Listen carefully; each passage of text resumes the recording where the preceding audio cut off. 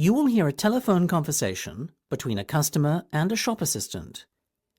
First, you have some time to look at questions 1 to 3.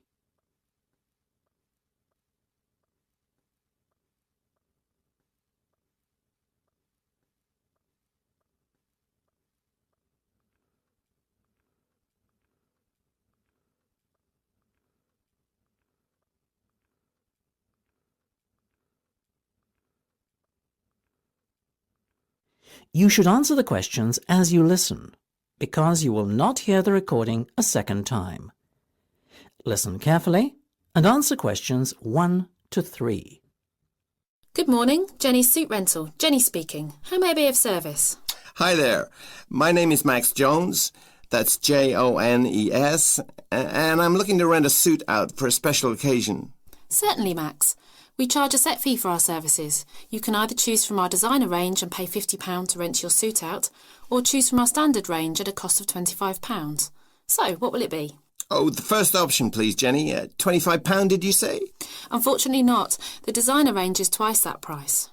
Oh, in that case, I'll take the second option. Standard, was that it? That's right. Now, before we go any further, may I ask how you intend to pay? Do you accept cheques? Yes, but only in exceptional circumstances. We prefer cash or credit card. Well, as I haven't got one, does this count as those circumstances? Yes, that'll be fine. Make it payable to Jenny's Suit Rental. Will do. Before listening to the rest of the conversation, you have some time to look at questions 4 to 10.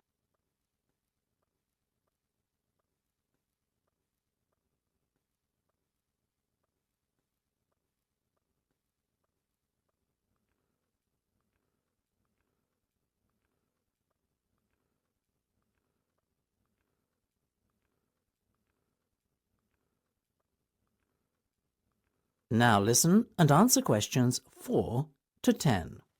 Now, Max, can I take your measurements, please, and a few details about what sort of suit you have in mind? Certainly.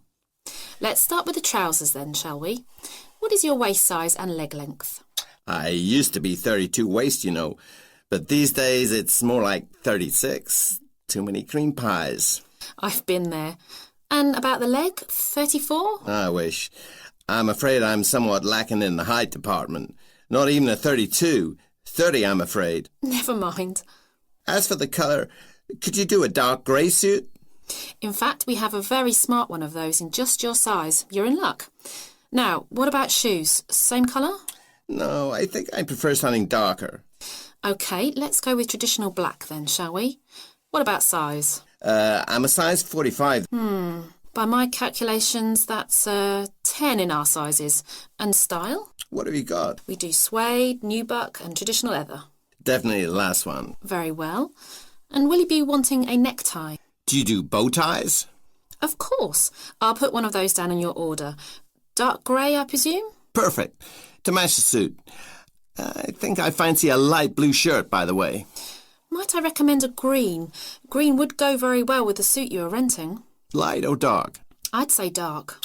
Dark it is then. My neck size is 17 and a half. Hard to believe that a little over a year ago I could fit into a 15, isn't it? Those cream pies again, right? You got it. Now, what about your suit jacket? Same colour as the trousers, obviously, but what size? Medium should be fine. You sure? Yeah. And have you got any of those 3-button ones? I'm afraid not. The 1 and 2 button suit jackets are far more popular at the moment. In fact, the 1 button is all the rage. Let's have that one then. No problem. Now. That is the end of part 1. You now have half a minute to check your answers.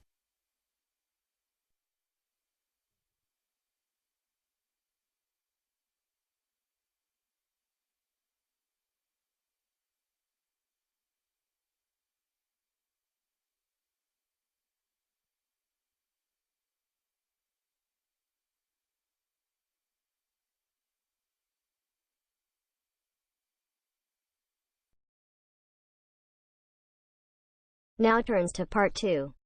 Part 2. You will hear part of an interview between Dr. Hilsden, a member of staff on a fashion design course, and a student, Julia, who is applying to do the course. First, look at questions 11 to 13.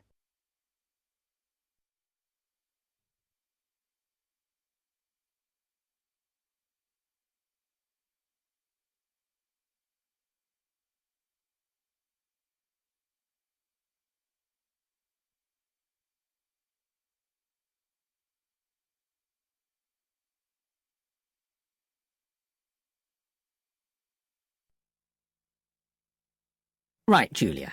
So, from your CV and portfolio, and what you've already told me, you seem to be very much the sort of person we're looking for on the postgraduate course. So tell me, you finished your fashion design course in London 4 years ago. Did you think of carrying straight on and doing a higher degree at the time? Yes, but there were financial pressures. So I ended up working in the retail industry, as you can see from my CV. And actually, it was a very useful experience. In what way? Well, I was lucky to get the job with Fashion Now. They're a big store, and one of my priorities was to get as much experience as possible in different areas. So that was good because I had the chance to work in lots of different departments.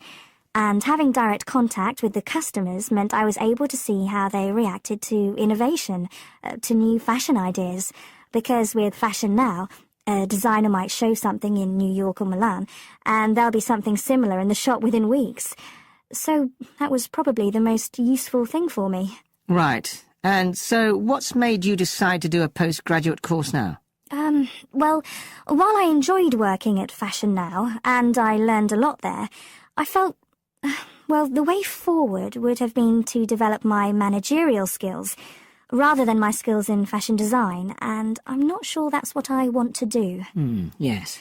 When I was doing my degree in London, I'd been interested in women's wear, but I know that there's been a lot of work done in areas like new fabric construction, and though I'm not intending to go too deeply into the technology, I'd be very interested in looking at how new fabrics could be used in children's wear, so I'd like the chance to pursue that line. Yes, good. And are you at all concerned about what it's going to be like coming back into an academic context after being away from it for several years? No, I'm looking forward to it. But I'm basically more interested in the application than the theory, or at least that's what I've found so far. And I'm hoping the course will give me the contacts and skills I need eventually to set up my own enterprise. I'm particularly interested by the overseas links that the department has. Yes, many of our students look overseas or to international companies for sponsorship of their projects. Before the talk continues, look at questions 14 to 20.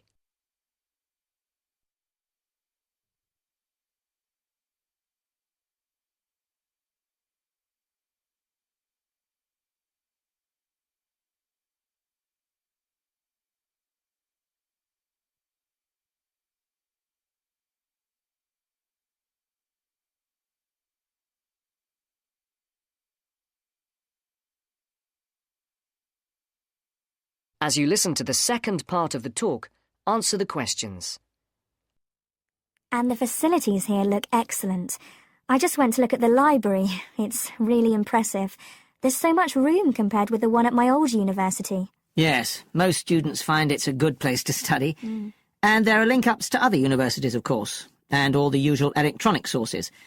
The staff run an information skills programme, which we recommend all postgraduates do in the first week or two. Design students find these special collections particularly useful. Yes. Then we have a separate computer centre, which has its own academic coordinator, Tim Spender. He's got a background in art design, and the ethos of the centre is that it's a studio for innovation and creativity, rather than a computer laboratory. Oh, right. I liked the study spaces where students can sit and discuss work together. Very useful for joint projects. We always had to do that sort of thing in the cafeteria when I was an undergraduate. And I read in the brochure that there's a separate resource for photography. Yes, it's called Photomedia. It's not just for photography, but things like digital imaging and new media. It's a resource for all our students, not just fashion design. And we encourage students to work there, producing work that crosses disciplinary boundaries. It's well used. In fact, it's doubled in size since it was set up 3 years ago. And we also have an offshoot from that, which is called time-based media. This is for students who want to develop their ideas in the area of the moving image or sound. That's in a new building that was specially built for it just last year. But there are plans to expand it, as the present facilities are overstretched already. Right. Now, is there anything you'd like to ask about the course itself? I know it's a combination of taught modules and a specialist project. But how does assessment fit in? Well, as you'd expect on a course of this nature, it's an ongoing process.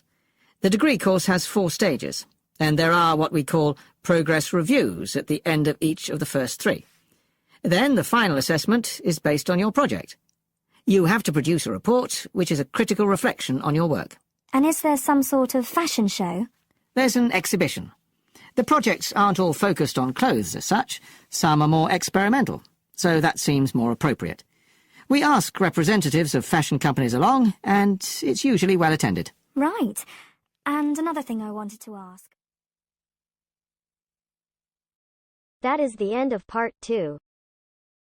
You now have half a minute to check your answers.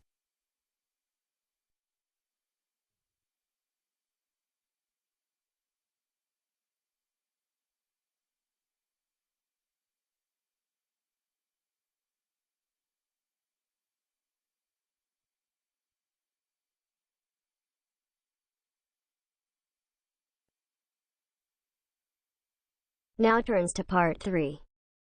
Part 3. Richard Murray, a zoologist and popular TV personality, has been giving a talk on endangered species of wildlife to members of the Young Conservationists Association in a small town in the south of England. Listen to the extract from the discussion he had with 2 of the young people after his talk. First, you have some time to look at questions 21 to 25.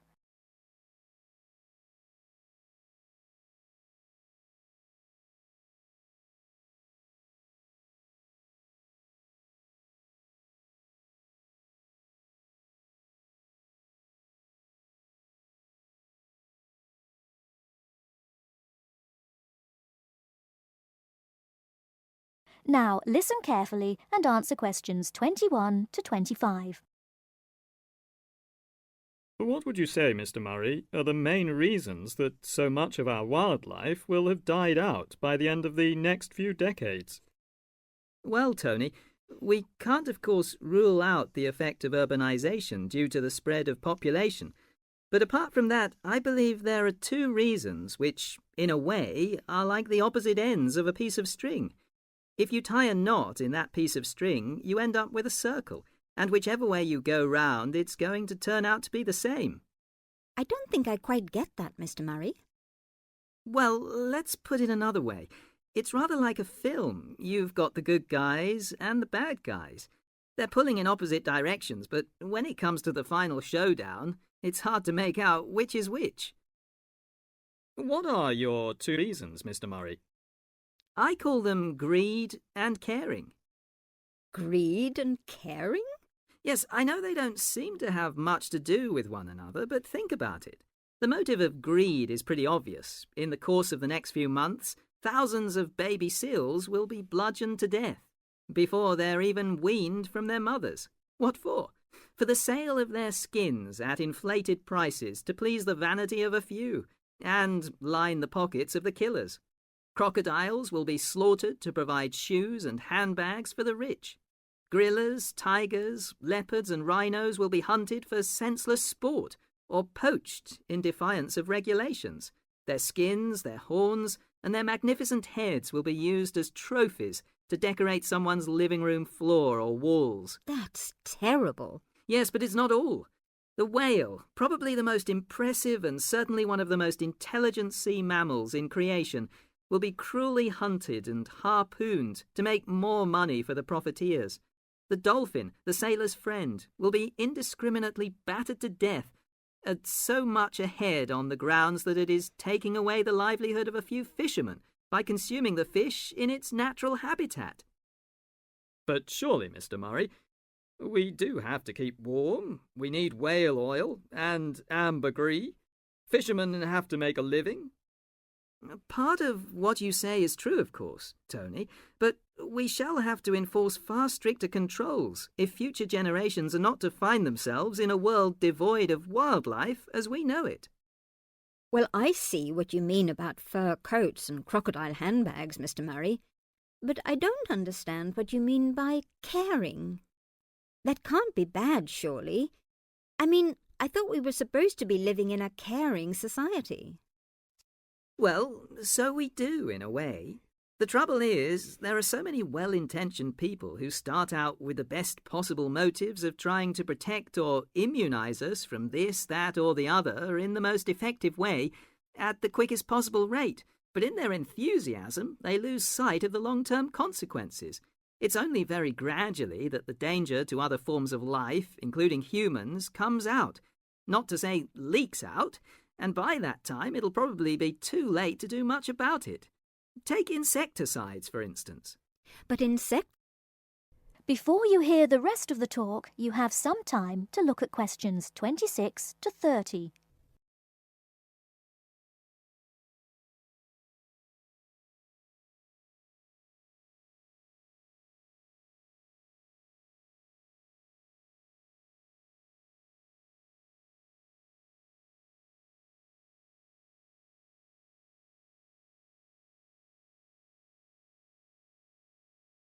Now listen and answer questions 26 to 30. But insecticides protect crops from pests. They destroy disease-carrying mites and creepy crawlies like cockroaches.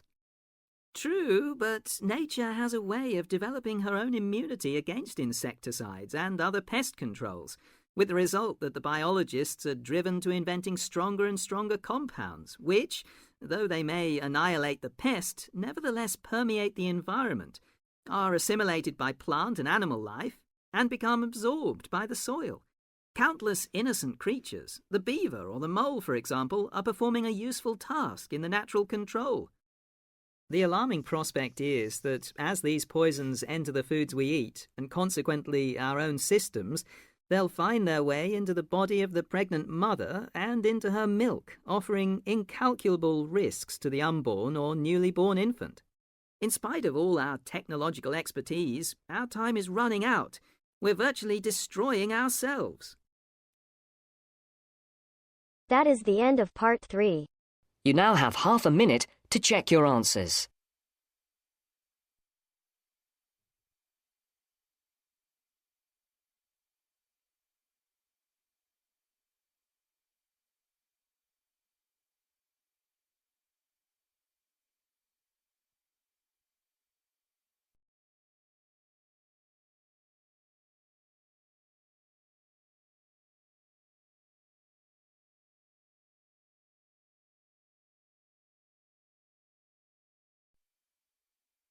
Now turns to part 4.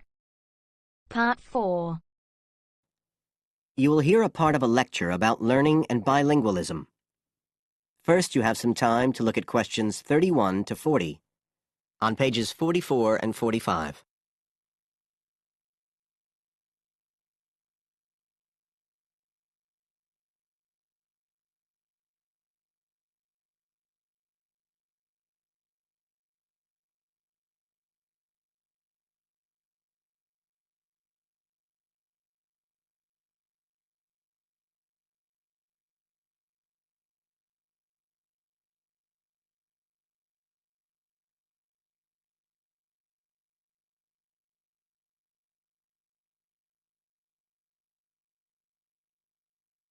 Now listen carefully and answer questions 31 to 40.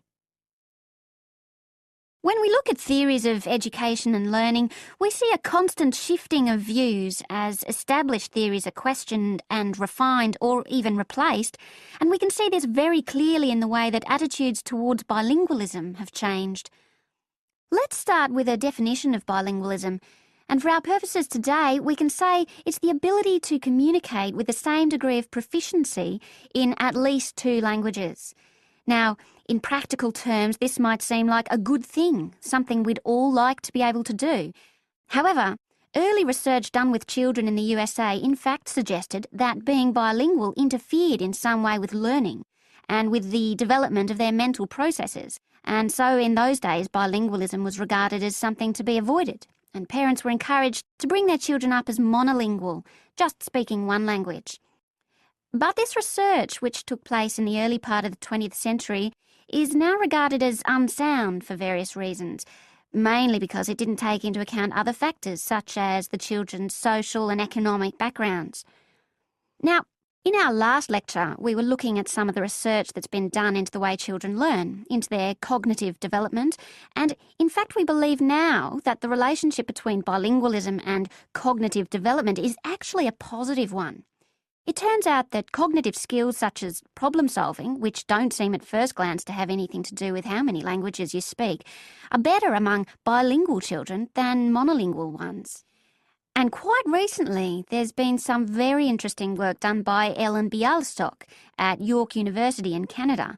She's been doing various studies on the effects of bilingualism, and her findings provide some evidence that they might apply to adults as well. They're not just restricted to children. So how do you go about investigating something like this?